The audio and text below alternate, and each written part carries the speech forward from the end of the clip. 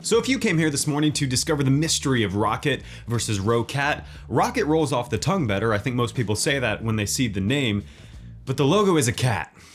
Is it ROCCAT? That just feels wrong. I don't know. What's going on, y'all? Welcome back. My name is Liam, and this is the Burst Pro Air from ROCCAT. Their latest wireless gaming mouse, and unlike the identity crisis that was the Kone XP, this is a bit more focused. It's wireless, super clean 2-thumb side button design, not a universal use, but a universal shape to the mouse, and this translucent top shell to reveal the RGB honeycomb underneath, which looks really cool. Disclosures at the beginning. ROCCAT did send this to me for review. That was like 4 months ago, so I don't think they're gonna see this at any point. However, they have no control over what's going on in this video whatsoever. And if you do find that you enjoy yourself here today, clicking the like button always helps. Let me earn that like though. Let's get to unboxing. In the box, you get the mouse itself, documentation, and the detachable USB-C cable. It is pretty short-lived, but I will say ROCCAT does a good job with box design.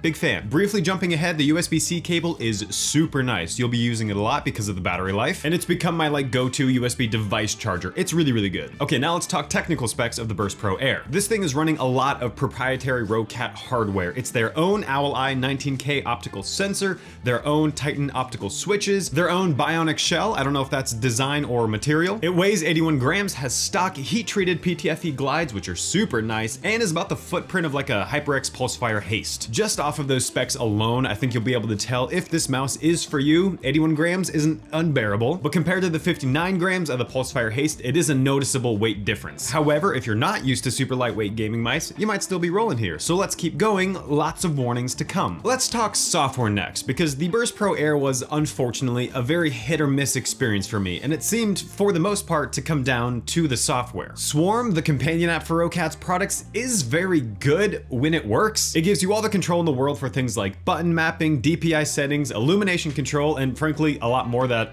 I just never even touch. Now this is great and all, and a lack of features isn't what's wrong here, but unfortunately it is a very fragile software. At least in my experience, a lot like the Adobe software suite, the second there's a software update pushed to Swarm or like a firmware update to the mouse itself, everything just kind of falls apart. For the first 2 weeks I had this thing, I dealt with nearly daily connection issues, something I thought was battery related, but the battery readout was showing fine. So grab the cable, plug it in, things would smooth out, and then because I want wireless from my wireless gaming mouse, unplug it like 10 minutes later, things would be acting up again. And it's not just like mouse response disconnection, like maybe the sensor would be working, I could track with my mouse, but clicks wouldn't register, or like they would register as a held click and then I'd be like highlighting everything on my screen. Those bugs were pretty constant in month 1. At this point now we're in like month 3, those seem to have been patched out. However, the one thing that has still been buggy consistent is sometimes this mouse just doesn't really wake up from standby. If it's only been 10 or 15 minutes, things work fine, but if it's been a couple hours or like overnight, for example, I have to usually plug this thing back in first thing in the morning to get some response from it. However, I do want to add the note that sometimes my Elgato Wave XLR will also deal with the same problem. Not as consistent, but under a similar circumstance. Even if it's showing it's connected, I don't have sound, I have to unplug it and replug it back in. As much as I would like to be like, oh, my PC is perfect, it's definitely not. I deal with a lot of specifically USB bandwidth issues, so something could be going on there with my personal rig that is not the fault of the mouse, or the Wave XLR for that matter. However, moving on, something I can confidently say isn't a problem of my PC is the Burst Pro Air's battery life. Now, once again, during the first 2 weeks of using this mouse, the battery issues were super apparent. This thing was dead nearly daily. Now, luckily, having a line of dialogue with ROCCAT, I reached back out to them to see if maybe my mouse specifically was having some issues. That email was sent out on a Friday. I left it plugged in the whole weekend. By the time I heard back from them on Monday with no answers, but like, we'll check on something for you, something got kicked into place and the battery life seemed to be kind of working as intended, and it wasn't dying daily anymore.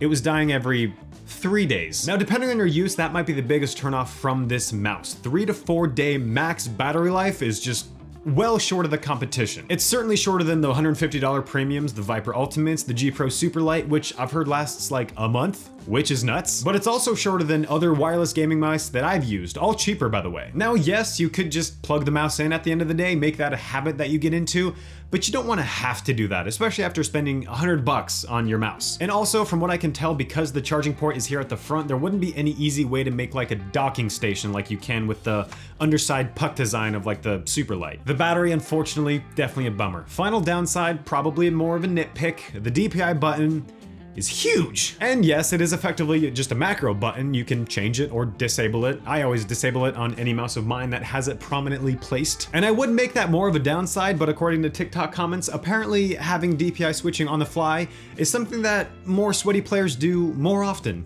Who would have guessed? I do find it weird, but also I'm a solid gold at Apex, so I probably just don't understand. Let me know in the comments, how do you feel about DPI buttons? Do you disable it or use it?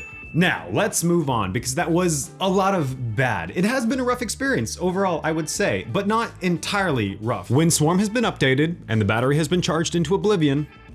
It's pretty solid. ROCCAT's owl eye sensor is incredibly smooth. I haven't noticed any kind of inconsistencies or jittering. It has a max polling rate of 1000 Hz, and the stock glides extremely good, especially on this Carter PC's mouse pad, especially with the additional weight. It is a good in-control, smooth experience. Now, in my opinion, the 2-thumb side button design is peak, very good tactile feedback on the buttons, and for my hand size, good placement as well. The mouse wheel itself also super sturdy. You can really feel each notch on the revolution bump into place, which is a must for me. I like that. And the Titan optical switch clicks are all right. They're definitely the weakest part of the hardware. They're definitely pretty firm right out of the box. They do work in after a couple days or maybe a week or so, which is nice. But even still, like today, for example, they are on the heavier side compared to like my Pulsefire Haste. The sound is a bit muddy.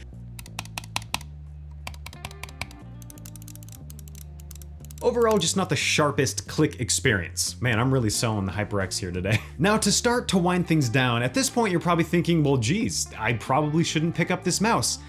And trying my best to be an honest tech reviewer, I would have to say that's an accurate conclusion. The less than stellar battery life, a constantly updating companion app that, while maybe I have PC specific problems with it, does seem to just cause issues across the board. The heavier clicks and mouse weight that for most competitive gamers is probably gonna be more than what they're looking for. Those things are fairly significant downsides, and coming in at $100, you do have a lot of mouse options at that point to fit your particular need. But I'm not gonna pretend like this mouse couldn't be for someone out there. If you've got other ROCCAT products, personally, I think it looks sick. I like the translucent and then honeycomb and RGB underneath. And if that's you and flashy RGB is a high priority in your mouse, I'm glad you made it through the downsides of this video to know what you might be in for. And lacking any kind of smooth transition, this is the outro. Let me know what you thought of the Burst Pro Air. If you have one, how are you enjoying it? If you like the video, hit the like button. And if you think you will continue to like the videos here, hit the sub button. Stay safe, stay happy, and I'll catch you back here in the next one. I'm trying to be Marquez Brownlee. Peace out.